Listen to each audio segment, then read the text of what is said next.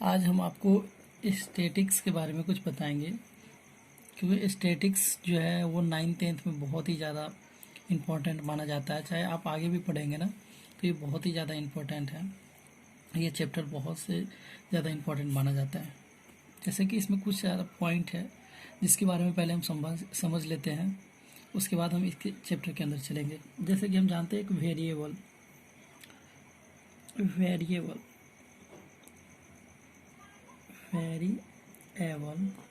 जिसको आप हिंदी में ये कह सकते हैं चर। ठीक है, ऐसे आप इसका जानते होंगे। इसको आप इसको क्या जानते होंगे, वेरिएबल ऐसा होता है जिसका वैल्यू चेंज नहीं करता है, ये संख्यात्मक मान को लेता है। जैसे चर जो है ना, ये संख्यात्मक मान को लेता है। ये इसका वैल्यू जो, जैसे कि ये वेरिएबल है, सॉरी, जो मैं कह रहा था कि वैल्यू इसका चेंज होता है। इसका वैल्यू जो है ना चेंज होता है, ये कांस्टेंट होता है, उसका वैल्यू फिक्स होता है। लेकिन वेरिएबल है ऐसा जो संख्यात्मक मान हो। संख्यात्मक मान कुछ भी हो सकता है, 1 2 3 4 5 कुछ भी हो सकता है। तो संख्यात्मक मान में आप ये नहीं कह सकते इसका वैल्यू चेंज होता है, इसका वैल्यू चेंज, कांस्टेंट का वैल्यू चेंज नहीं होता है। तो जैसे कि हम इसमें देख लेते हैं, जैसे कि हमारे वेरिएबल देखा है तो कह रहा है कि ये क्वालिटिव फेनोमेना है, ये एक क्वालिटिव फेनोमेना है। ठीक है, इसका परिसर विशेष में कोई भी संख्यात्मक मान ग्रहण कर सकता है। ये जो है न्यूमेरिक वैल्यू को, संख्यात्मक मान को लेता है। ठीक है, जैसे कि इसको आप लिख सकते हैं, वेरिएबल चर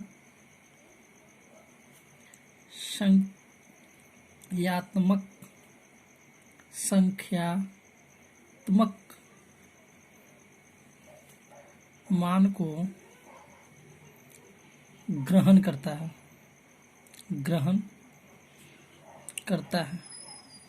ठीक है, ये संख्यात्मक मान को ग्रहण करता है।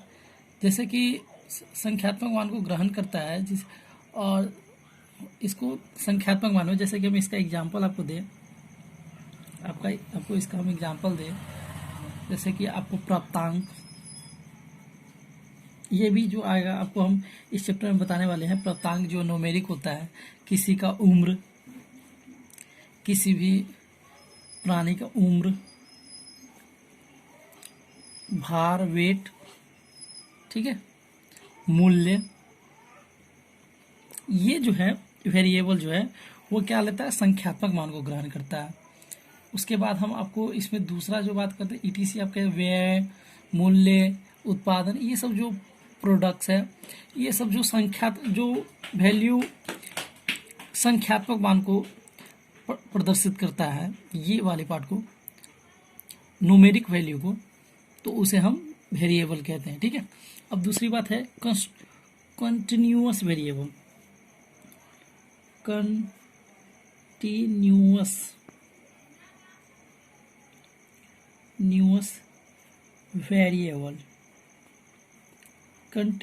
वेरिएबल, ठीक है।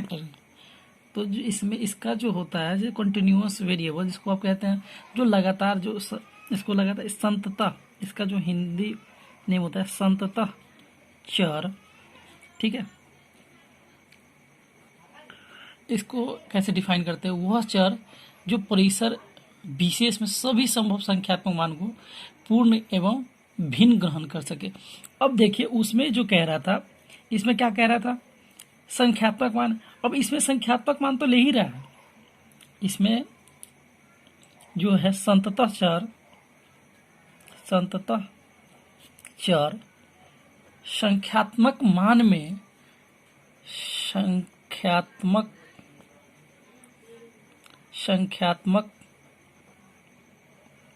मान में विशेष, संख्यात्मक मान में विशेष पूर्णांक, विशेष जो पूर्णांक एवं भिन्न पूर्णांक एवं भिन्न ग्रहण कर सके,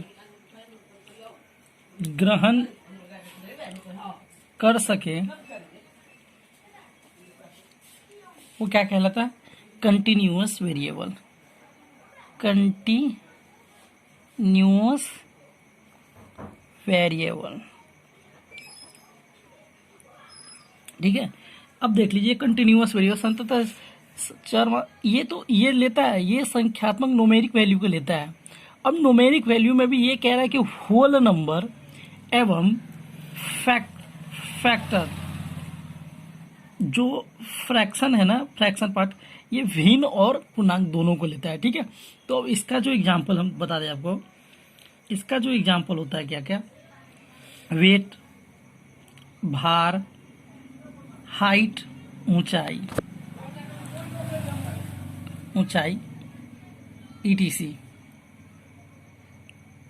ईटीसी, इसको हम डॉट डॉट करके ईटीसी बताते हैं। ठीक है, अब कह रहा है क्या कि डिसकंटिन्यूअस वेरिएबल, ये डिसकंटिन्यूअस वेरिएबल क्या होता है, आपको हम कुछ पॉइंट जो हम आपको बता दें, उसके बाद क्वेश्चन पे चलेंगे। कंटिन्यूअस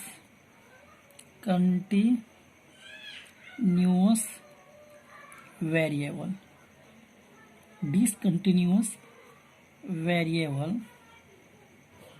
ठीक है, इसमें इसका जो क्या होता है, इसका हिंदी जो नेम है वो असंततः चर। ठीक है, इसको आप कैसे डिफाइन करेंगे, वह चर जो दी गई सीमाओं के बीच सभी मानों को ग्रहण नहीं कर सके। अब देख लीजिए, इसमें तो कह रहा था कि ग्रहण कर ले रहा है, चर मान जो संख्यात्मक मान को ग्रहण करता है, चर जो है वेरिएबल जो है न्यूमेरिक वैल्यू को ग्रहण करता है। ठीक है, अपने अंदर कर रहा है।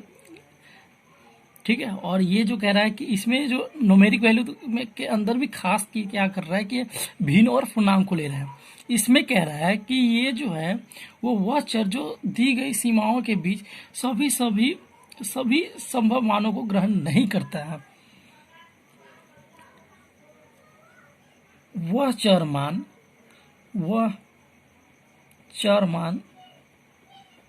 जो दी गई सीमाओं के बीच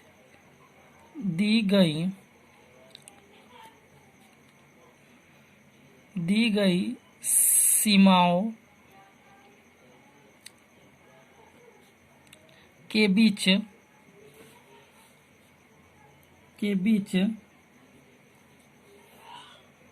सभी संभव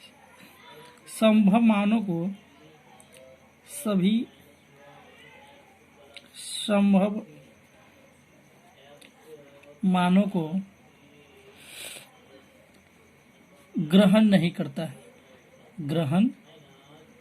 नहीं करता है, वो क्या कहलाता है, डिसकंटिन्यूअस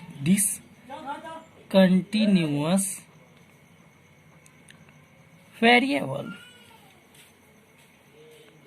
ठीक है, वह चर मान जो दी गई सीमाओं के सभी संभव मानों को ग्रहण नहीं करता है, जो भी संख्या हमारे पास प्राप्त है उस सभी मानों को वो ग्रहण नहीं करता है, वो डिसकंटिन्यूअस वेरिएबल होता है।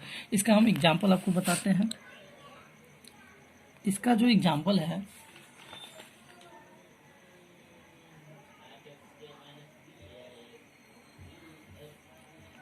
ये क्या कह रहा है हम आपको बता दें, वह चर मान जो दी गई सीमाओं के बीच सभी संभव मानों को ग्रहण नहीं करता है। एग्जाम्पल के थ्रू आप देख ले, जैसे कि ये इसमें कह रहा है कि यह जो है वो किसको ग्रहण करता है, ओनली वन पूर्णांक को, भिन्न को ग्रहण नहीं करता है, मतलब संभव सभी मानों को ग्रहण नहीं करता है।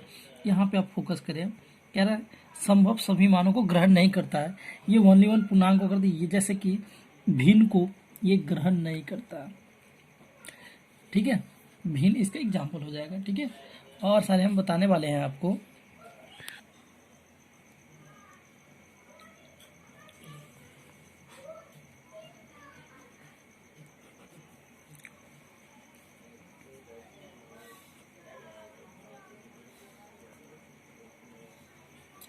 अब ये जो हम बता रहे हैं आपको,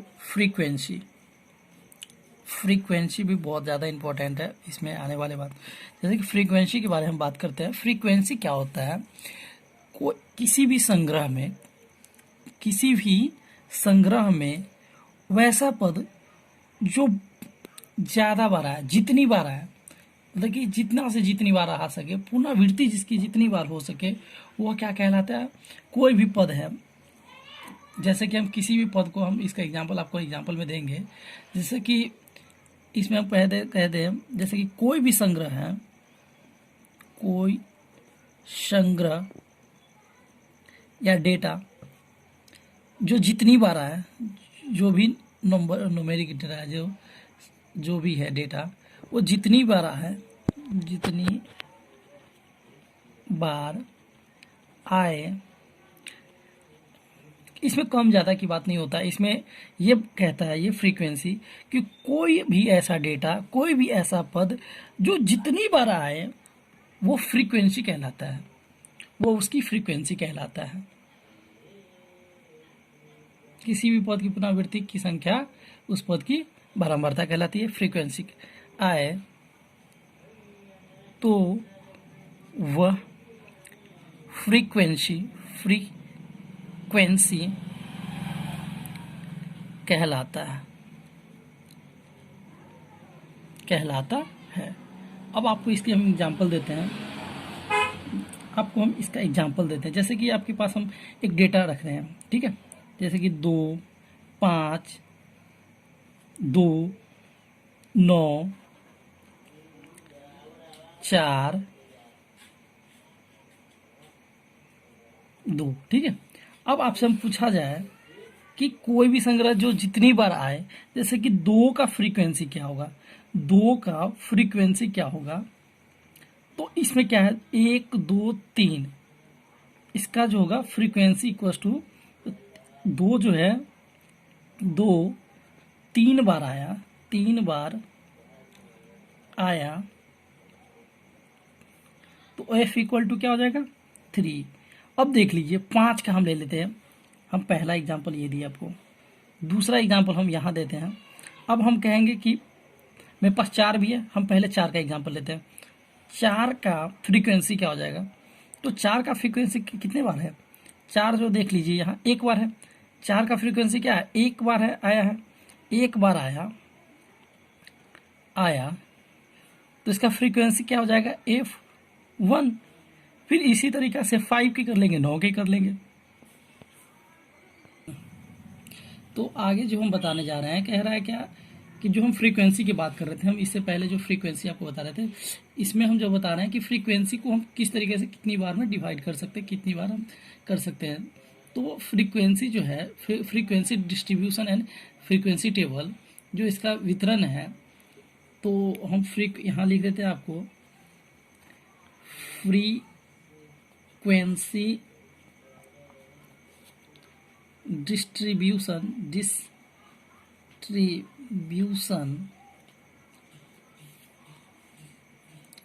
एंड फ्रीक्वेंसी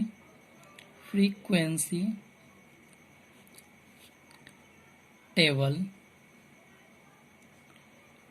ठीक है, frequency distribution and frequency table, ठीक है। चर मानों को उनकी बारंबारताओं के क्रमबद्ध विन्यास को वितरण बटन कहते हैं, ठीक है।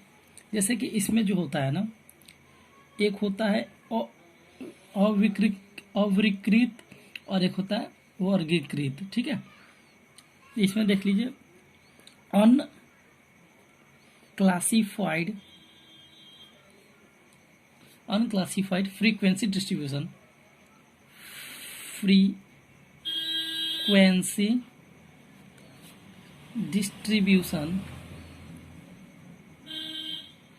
इसको आप ये कह सकते हैं, अवर्गीकृत बारंबारता,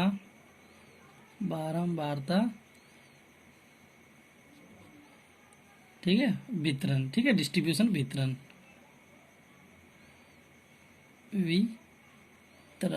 ठीक है। उसके बाद दूसरा जो होता है इसका classified wide frequency distribution, frequency distribution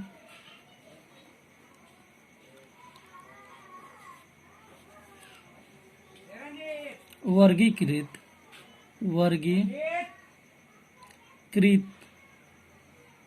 बारंबारता वितरण। ठीक है, इसमें जो होता है इसको हम दो तरीका से हम अवर्गीकृत और वर्गीकृत जो है इसके बारे में हम आगे चर्चा करेंगे इस दोनों पे, कि इस तरीके से हम कैसे इसका डेटा बनाते हैं। जैसे कि हमें किसी भी डेटा दिया हो तो हम उसको किस तरीका से बनाते हैं, तो हम इस दोनों पे विशेष चर्चा करेंगे आगे। ठीक है, उसके बाद जो हम अब टैली मार्क की बात करते हैं, ये टैली मार्क्स, ये विशेष जो आप इससे पहले भी आप पढ़े होंगे। जैसे कि आप टैली मार्क की एग्जांपल हम देंगे, जो फ्रीक्वेंसी है, जो हम फ्रीक्वेंसी निकालते हैं, जो कोई भी ऐसा पद जो जितनी बार आए उसको हम एक विशेष जो है उदग्र दंड, जैसे कि हम आपको टैली मार्क के बारे में बताएंगे। जैसे कि जो भी फ्रीक्वेंसी है, हमारे पास जो फ्रीक्वेंसी होता है संग्रह, ठीक है, मान लेते हैं कि कोई भी फ्रीक्वेंसी है, जैसे कि देख लीजिए आप, जैसे कि हम फिर कोई भी टैली मार्क वो होता है जो फ्रीक्वेंसी को ही कोई भी संग्रह में जो भी पद जितनी बार आता है उसको एक विशेष तरीका से ये लिखता है। टैली मार्क के थ्रू आप विशेष तरीके से लिख सकते हैं। हम इसको लिख देते हैं, जैसे कि आपको हम एग्जांपल दे देते, पहले हम इसका एग्जांपल आपको देने का कोशिश करते हैं। जैसे कि हम फ्रीक्वेंसी किसी चीज़ का 7 आया, ठीक है, अगर F7 है तो टैली मार्क में क्या हो जाता है, टैली मार्क में इसका क्या हो जाता है, आप इसको टैली मार्क में किस तरीका से लिख सकते हैं, 1 2 3 4 5, ठीक है, और 2, इस तरीका से आप इसको लिख सकते हैं। जैसे कि हमारा कोई आ गया 5 मेरा फ्रीक्वेंसी किसी चीज़ का आ गया, तो 5 जब फ्रीक्वेंसी आ गया तो हम इसको किस तरीका से लिख सकते हैं, 1 2 3 4, और यहाँ से ये ले चलते हैं, और ये क्या हो गया 5, ठीक है। अगर हमारे पास अगर मान लीजिए 6 आया किसी चीज़ का फ्रीक्वेंसी, तो आप इसको टैली मार्क के थ्रू कैसे लिखेंगे, 1 2 3 4 5 6, ठीक है, इस तरीका से आप लिख सकते हैं। तो आप इसको इस तरीका से डिफिनेशन दे सकते हैं कि टैली मार्क वो होता है जो बारंबारता का जो भी, जैसे कि हम आपको बता देते हैं कि जो भी बारंबारता की गिनती की सुविधा बनाने के लिए इसका यूज किया जाता है, ठीक है। जैसे कि हम इतना ही समझ लीजिए, जो बारंबारता है उसी को इस तरीके के रूप में लिखना, ये जो है टैली मार्क के थ्रू लिखना, यही टैली मार्क कहलाता है। फ्रीक्वेंसी जो भी बारंबारता किसी पद का हो तो उसे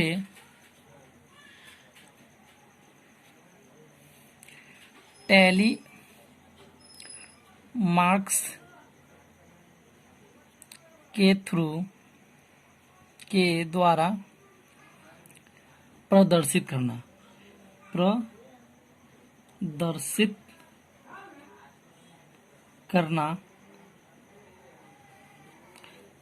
इस तरीका से प्रदर्शित करें, ठीक है, वो हमारा क्या कहला जाएगा, टैली मार्क, ठीक है। और इसमें भी बहुत सारे, जैसे कि upper limit, lower limit, class, जो वर्ग अंतराल होते हैं, क्लास की बात कर लेते हैं हम, वर्ग अंतराल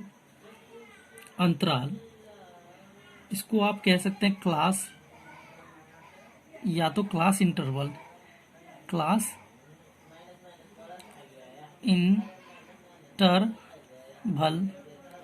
ठीक है। इसमें क्या होता है, इसकी बात हम कर लेते हैं, क्लास इंटरवल की बात कर लेते हैं। तो क्लास इंटरवल वो होता है, क्लास इंटरवल जैसे कि हमें पता है, जैसे कि हम इसका पहले एग्जांपल आपको देके समझाते हैं। जैसे कि हमारे पास 0 से 20 आ गया, ठीक है, 20 से 40 आ गया। इसमें जैसे कि जो क्लास इंटरवल है, इसमें दो चीज होती है। Class in a class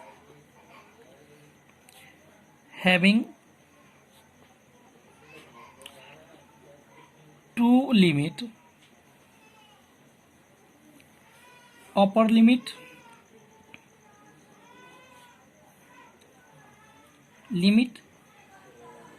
and lower limit.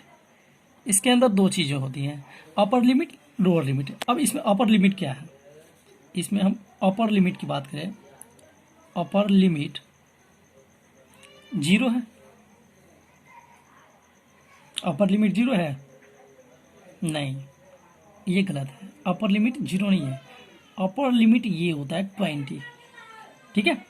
उसका लोअर लिमिट की बात कर ले, लिमिट, तो यहाँ 0 है। अब आप इसको ये कह सकते हैं, जो ये पहला एग्जांपल है, जो हम limit, upper limit lower limit की बात कर रहे थे, इसका जो हम गोवर्धन दलाल की हम अब यहाँ हम दे चुके हैं, ठीक है। अब इसमें की बात कर लेते हैं, हम दूसरा की बात कर ले, तो इसमें क्या है, लोअर लिमिट क्या है, लोअर लिमिट 20 है और अपर लिमिट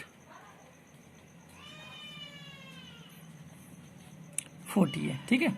इस तरीके से आप इसको कर सकते हैं। उसके बाद आप एक आता है वर्ग चिन्ह। जो वर्ग चिन्ह होता है उसको हम कहते हैं क्या, इसको हम, जो हम क्लास मार्क की बात कर लेते हैं, जो वर्ग चिन्ह है, इसका हम आपको एक फार्मूला देते हैं पहले। ये फार्मूला क्या है, क्लास मार्क जो है वर्ग चिन्ह इक्वल्स टू, वर्ग चिन्ह, आप इसको ये लिख सकते हैं, ऊपरी सीमा प्लस निम्न सीमा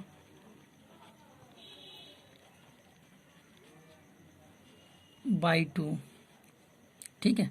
इसको आप ये कह सकते हैं, ऊपरी सीमा क्या है, upper limit plus lower limit, upper limit plus lower limit by 2। अब इसका डिफिनीशन क्या हो सकता है, आप इसको ये कह सकते हैं कि इन ए क्लास मार्क में क्या होता है, upper limit plus lower limit by 2 divided by 2 equals to class mark. अब देख लीजिए, हम क्लास मार्क की फॉर्मूला आपको दे चुके हैं।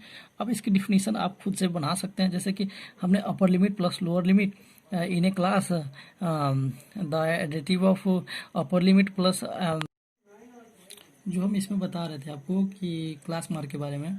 अब इसमें दो जो क्लास मार्क के ही अंदर होता है, जो कि हम आपको बताएंगे भी। जैसे कि हम एक जानते हैं कि नन ओवरलैपिंग, ओवरलैपिंग,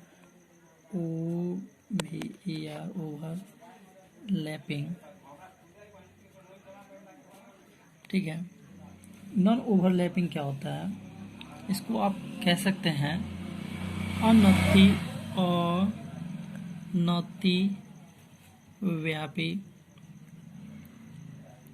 व्यापी विधि, ठीक है। Non overlapping method, non overlapping method, non overlapping method. अब इसमें क्या होता है, नॉन ओवरलैपिंग मेथड में, इसमें क्या होता है, नॉन ओवरलैपिंग में हम आपको बता दें कि नॉन ओवरलैपिंग में क्या होता है कि upper limit in a non overlapping method, in a non-overlapping method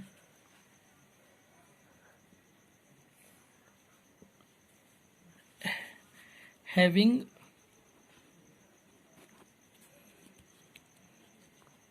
to limit, having to limit upper limit and lower limit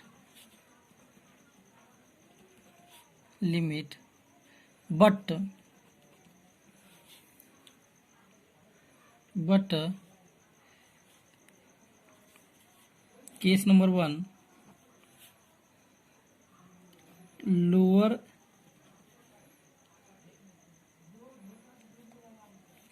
limit is not equals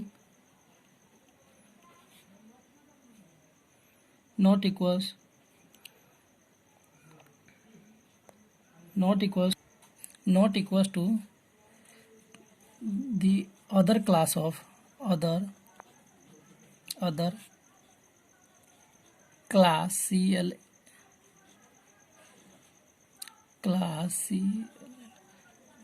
of upper limit. ठीक है, अब इसको इस तरीक़ा से भी कह सकते हैं कि किसी भी, जैसे कि हम मान लेते हैं कि दो हमारे पास क्लास दे रखा है जिसमें अपर लिमिट लोअर लिमिट है, बट इसमें क्या होता है कि अपर लिमिट लोअर लिमिट के बराबर नहीं होता है। ठीक है, अपर लिमिट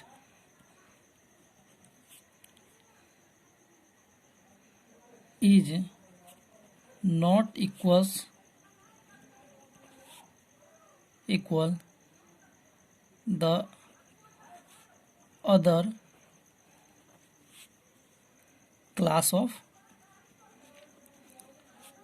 लोअर लिमिट। ठीक है, अब इसको हम हिंदी में कहते हैं आपको कि इस नॉन ओवरलैपिंग मेथड में अनतिव्यापी विधि में दो चीज़ें होती है, अपर लिमिट ऊपरी सीमा और निम्न सीमा। लेकिन इसमें जो होती है, जो निम्न सीमा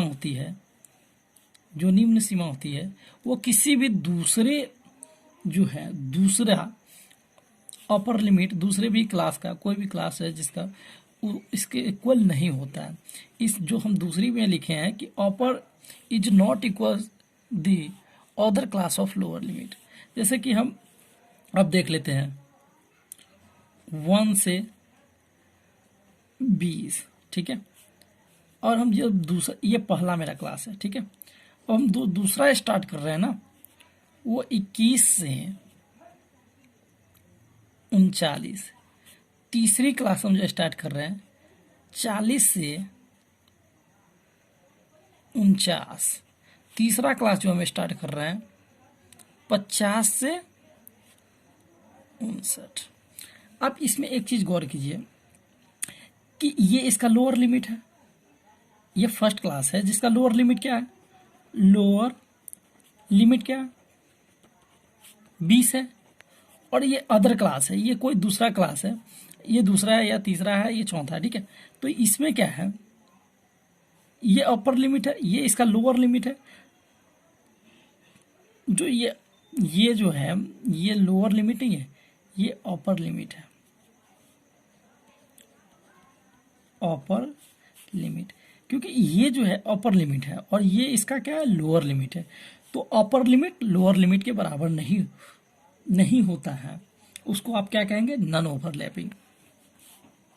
अपर लिमिट है, लोअर लिमिट क्या है, लोअर लिमिट क्या है 21। क्या 21 20 के बराबर है, नहीं। तो नॉन ओवरलैपिंग मेथड में क्या होता है कि upper limit is not equal to other class of lower limit is called non overlapping method. ठीक है, अब हम क्या कर लेते हैं, दूसरी हम बात कर लेते हैं ओवरलैपिंग की। Overlapping method. Overlapping method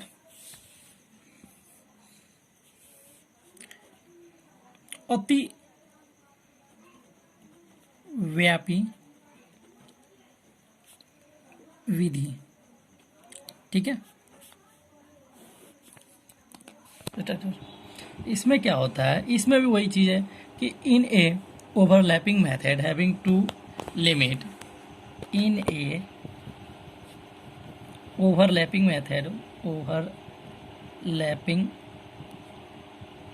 method having to limit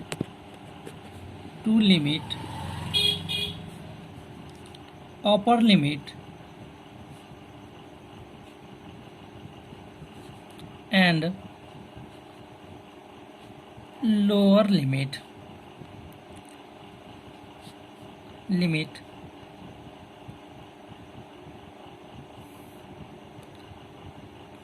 and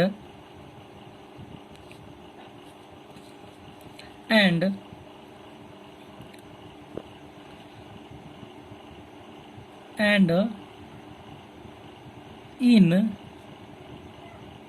a overlapping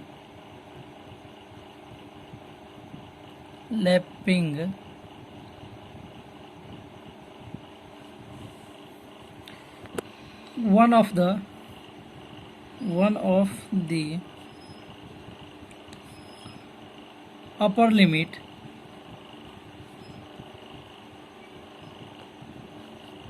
is equals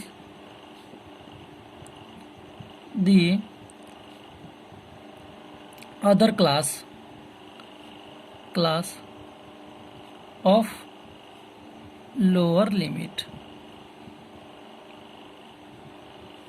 ठीक है, अब इसका हम एग्जांपल देते हैं। जैसे कि हमारे पास जो क्लास है 0 से 20 है, ठीक है, दूसरा क्लास है जो 20 से 40 है, तीसरा क्लास है जो मेरा 40 से 60 है, इस तरीके से मेरा क्लास है। ठीक है, अब इसमें क्या है, इसमें हम देख लेते हैं अपर लिमिट क्या है। अपर लिमिट क्या है, 20 है। लोअर लिमिट क्या है, लोअर लिमिट क्या है, इसका दूसरा, ये पहला क्लास है मेरा, ये मेरा पहला क्लास है। और क्या कह रहे हैं, other class of lower limit. ठीक है, तो ये है, ठीक है, तो ये 20 है। अब ये क्या दोनों सेम है, सेम है दोनों का। अपर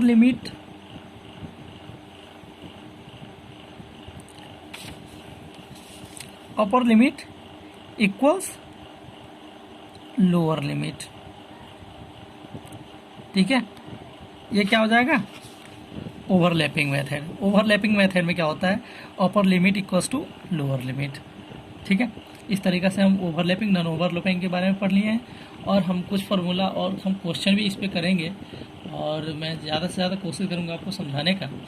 और मैं ये थ्योरी के बारे में, मैं अब जो मेरे पास फार्मूला आएंगे हम उसका वहीं पे एक्सप्लेन करेंगे, और इस पे क्वेश्चन भी हम करने वाले हैं बहुत सारे।